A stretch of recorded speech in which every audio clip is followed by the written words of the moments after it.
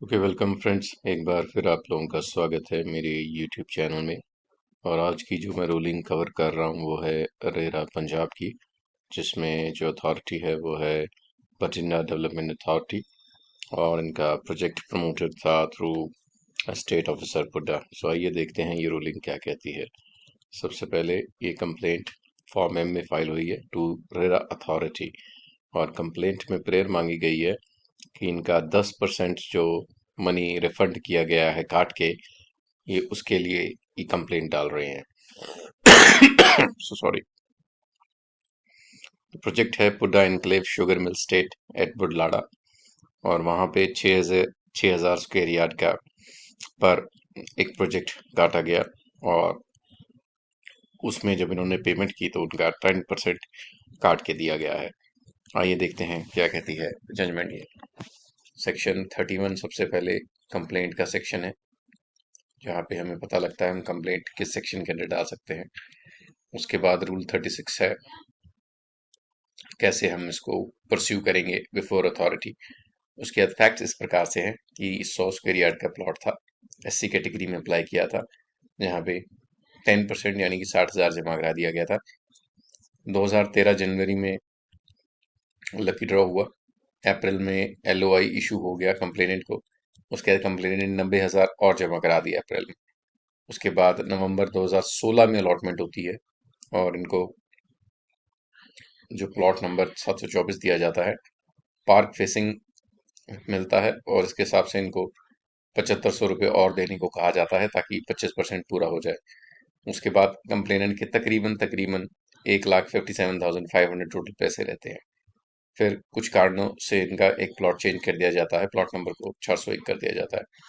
उसके बाद 2018 में फरवरी में कैंप लगाए जाते हैं, और जहाँ पे इनको कंप्लेनेंट को बोल दिया था कि आपको पोजीशन मिल गया है, जो कि नहीं होता, ये इनकम्प्लीट होता है। उसके बाद कंप्लेनेंट चिट्ठी लिखते हैं कि आपका पोजीशन इनकम्प्लीट है, वो डेवलपमेंट वर्क्स किसी भी प्रकार से नहीं हुए हैं और वो उसको ले नहीं सकते हैं।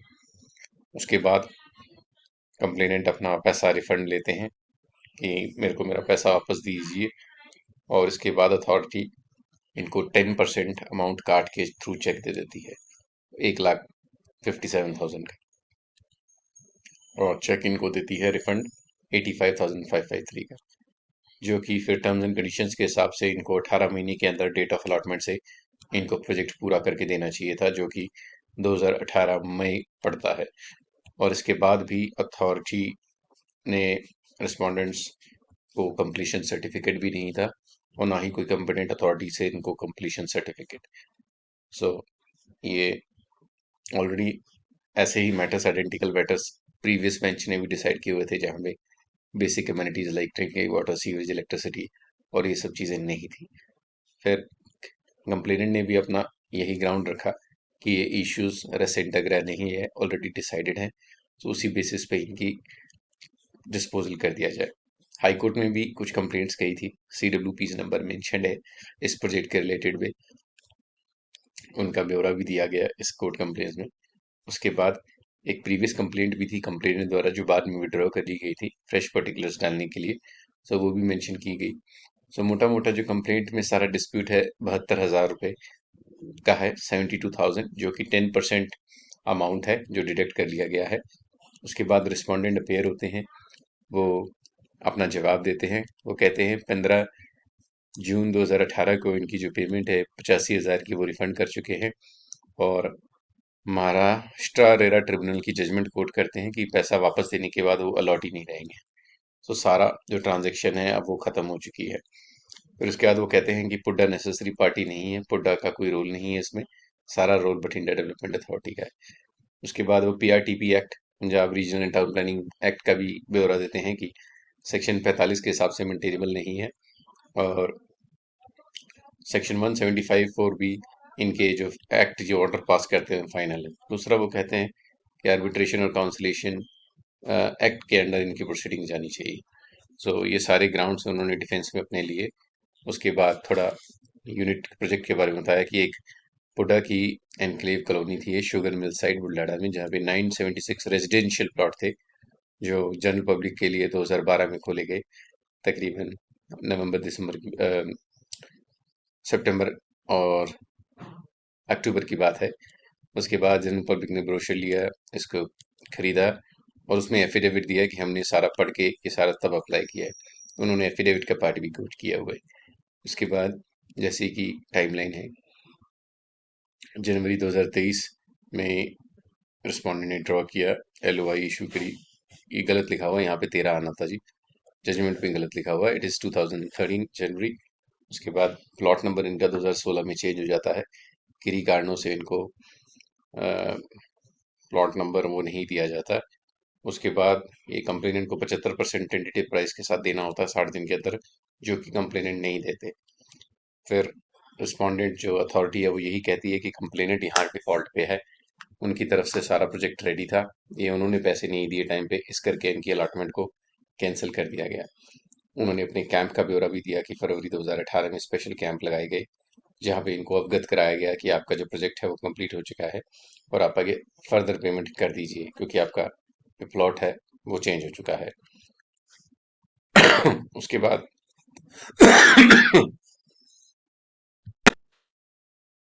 उसके बाद कंप्लेंट खुद जब रिफंड मांगते हैं तब उनको 1,57,000 का, उनमें से 10% काट के 85,000 दे दिया जाता है। और रिस्पॉन्डेंट अपना बार बार यही प्ली लेते हैं कि कंप्लीशन सर्टिफिकेट इनको लेने की ज़रूरत नहीं है, इनकी अपने आप में एक अथॉरिटी है, अपने आप में जो इनका डिपार्टमेंट कर देता है वही फाइनल होता है। सो इस प्रकार के उन्होंने सबमिशंस दिए। उन्होंने अपनी प्रोसीडिंग्स के जो भी है हॉर्टिकल्चर डिपार्टमेंट की, हेल्थ की, वो सारी लगाई कोर्ट के रिकॉर्ड में, और उन्होंने इसी का ब्यौरा दिया कि ऑटोमेटिक उनको कंप्लीशन मिल जाता है। उनकी प्रोसीडिंग्स और डिपार्टमेंट ऐसा है कि उनके काम करने का अंदाज, आप ऐसा समझें कि उनका डेवलपमेंट वर्क्स ऑलरेडी अपने आप डीम टू बी कॉम्प्लिकेटेड हो जाता है, जो कि कोर्ट ने नहीं माना।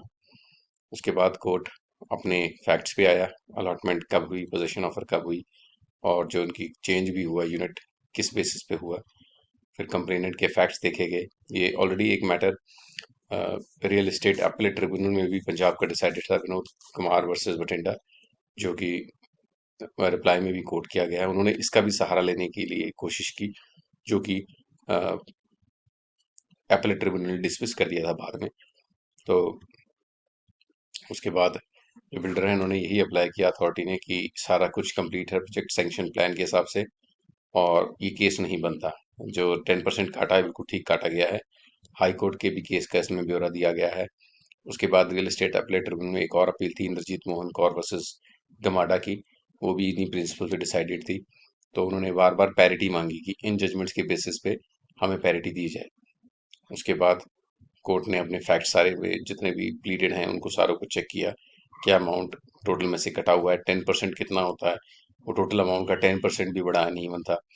उसके बाद में जो उन्हें डिफेंस लिए हुए हैं कि सेक्शन 45 में अपील और रिवीजन जानी थी, रेरा में नहीं कर सकते, तो law is settled, RERA is an additional remedy apart from arbitration, और जो इनकी पीआरटीपी एक्ट में है वो सारी इनके डेरोगेटरी नहीं है। So complaint before RERA is maintainable. So rejoinder भी फाइल किया, जो उन्होंने महाराष्ट्र वगैरह की जजमेंट की वो ले रहे थे, उसकी इन्होंने पूरी कॉपी दी। फिर लोकल कमिश्नर भी इस केस में अपॉइंट हुआ, जिन्होंने इंस्पेक्ट किया कि एज ऑन डेट जो बेसिक अमेनिटीज़ हैं लाइक ड्रिंकिंग वाटर, इलेक्ट्रिसिटी, क्या वो अवेलेबल है। उन्होंने अपनी रिपोर्ट दी, और उन्होंने अपनी रिपोर्ट में साफ तौर पे कहा कि एज ऑन डेट स्टिल जो बेसिक अमेनिटीज़ हैं वो अभी पूरी नहीं है। सो उनकी ये रिपोर्ट बड़ी रेलिवेंट थी केस के डिस्पोजल में। उसके बाद जो चीफ सेक्रेटरी हाउसिंग पंजाब है उनकी रिपोर्ट भी ऑल्सो लगाई गई कमीशन के आगे, जहाँ पे उन्होंने बताया कि हमारा प्रोजेक्ट डीम्ड कंप्लीटेड था, हमारे को कोई रिक्वायरमेंट नहीं थी ओसीसीसी लेने की, इसीलिए प्रोजेक्ट कंप्लीट होते हुए जो इन्होंने 10% काटा है बिल्कुल ठीक काटा है।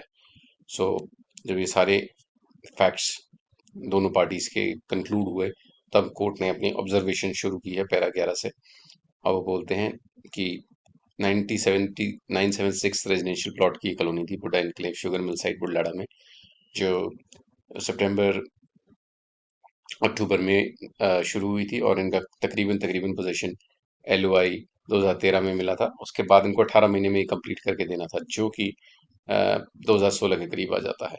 और उसके बाद 2013 से 16 के बीच में इन्होंने काम सारा कंप्लीट पूरा करना था, जो कि इनके जब ऑलरेडी हम मीटिंग्स देखें, जो इन्होंने एजेंडाज हैं जो इन्होंने पास किए हुए हैं, उसमें खुद ये कहते हैं कि जो डेवलपमेंट वर्क्स हैं वो टाइम पे नहीं हुए on 75% amount till handing of possession, क्योंकि इन्होंने खुद जो अगली 75% ऑफ द अमाउंट थी वो 75% काम पे देनी थी।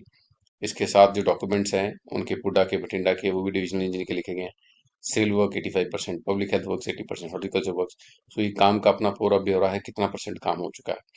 उसके बाद जो लोकल कमिश्नर हैं उनकी रिपोर्ट भी दी गई और उन्होंने भी बताया कि अ, जो प्लॉट्स हैं उनकी एज ऑन ग्राउंड क्या स्थिति है, क्या सिचुएशन है, और जो पैसे हैं वो रिफंड कैसे हो रहे हैं, कितने लोग प्रोजेक्ट में कंटिन्यू कर रहे हैं और कितना अपना पैसा ले चुके हैं वापस।